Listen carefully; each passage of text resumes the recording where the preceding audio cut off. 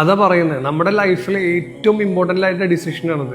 ഇപ്പോൾ നമ്മൾ ചിലപ്പോൾ ഒരു ജോലിയോ ബിസിനസ്സോ ചെയ്യുന്ന ആളായിരിക്കും, ചിലപ്പോൾ വീട്ടിൽ ജോലി ചെയ്യുന്ന ആളായിരിക്കും. വീട്ടിലെ ജോലി അത്ര മോശമൊന്നുമല്ല, കുറേ കാര്യങ്ങൾ അവിടെ ചെയ്യാണ്ട്. അപ്പോൾ നമ്മൾ ഇതൊക്കെ കഴിഞ്ഞ് വരുമ്പോൾ നമ്മൾ ഫ്രീ ആയിട്ടിരിക്കുമ്പോൾ എന്തൊക്കെ ചെയ്യാം? നമ്മൾ ചിലപ്പോൾ മൊബൈലിൽ കളിക്കും, ചിലപ്പോൾ നമ്മൾ കിടന്നുറങ്ങും, ചിലപ്പോൾ മക്കളുടെ കൂടെ കളിക്കും. അങ്ങനെയാണ് നമ്മൾ സമയം കളയുക അല്ലേ? അപ്പോൾ ഈ സമയത്ത് നമ്മൾ ഇങ്ങനെയൊക്കെ നമ്മുടെ ടൈം സ്പെൻഡ് ചെയ്യുന്ന സമയത്ത് നമുക്ക് ഒരു സ്വൈരം അല്ലെങ്കിൽ ഒരു പോസിറ്റീവായിട്ടുള്ള ഒന്നും കിട്ടാത്ത ഒരു പാർട്ട്ണറാണ് നമുക്കുള്ളതെങ്കിൽ എത്ര ബുദ്ധിമുട്ടാണെന്ന് ആലോചിച്ച് നോക്കി. ഈ പുറത്ത് പോകുന്ന, അതായത് പുറത്ത് ജോലിയും ബിസിനസ്സൊക്കെ ഉള്ള ആൾക്കാർക്ക് കുറച്ചുകൂടി ഈസിയാണ്, വേറെ ആൾക്കാരെ മീറ്റ് ചെയ്യാലോ.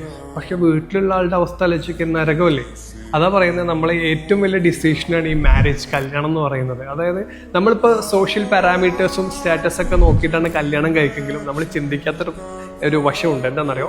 നമ്മുടെ പീസ് ഓഫ് മൈൻഡ്, നമ്മുടെ കോൺഫിഡൻസ്, നമ്മുടെ ക്രിയേറ്റിവിറ്റി എന്ന് പറഞ്ഞു കഴിഞ്ഞാൽ നമ്മളാകെ പ്രഷറായിട്ട് വീട്ടിൽ നിന്ന് ഇറങ്ങിയാൽ പിന്നെ എന്ത് ക്രിയേറ്റിവിറ്റി നമുക്ക് ഉണ്ടാവുക? അത് ഉണ്ടാവില്ല. സോ ഇതാണ് ഞാൻ നേരത്തെ പറഞ്ഞത്, അമേരിക്കയിലൊരു ബില്യണിയറോട് ചോദിച്ച ക്വസ്റ്റ്യനാണ്. അതായത് ലൈഫിലെ ഏറ്റവും ഇമ്പോർട്ടൻറ്റ് ഡിസിഷൻ ഏതാ ചോദിച്ചപ്പോൾ അദ്ദേഹം കണ്ണടച്ച് ആൻസർ ചെയ്താണ് യുവർ സ്പൗസ്, നിങ്ങളുടെ പാർട്ട്ണർ എന്നുള്ളത്. സോ അത് ചൂസ് ചെയ്യുമ്പോൾ വൈസായിട്ട് ചൂസ് ചെയ്യുക. ചൂസ് ചെയ്തെടുത്ത് വല്ല പ്രശ്നം ഉണ്ടെങ്കിൽ ഇനി വേറെ മാർഗ്ഗങ്ങളുണ്ട്, ഞാൻ പറയേണ്ട ആവശ്യമില്ലല്ലോ.